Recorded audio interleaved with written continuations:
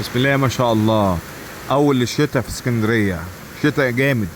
انا ما كنتش حاسس اصوره في الحقيقه، بس لما شفت الشتاء جامد كده قررت اني اصوره فعلا.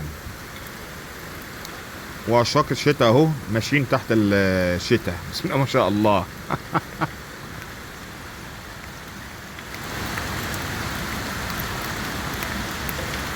شكرا، مع تحيات حاتم ابو عيسى.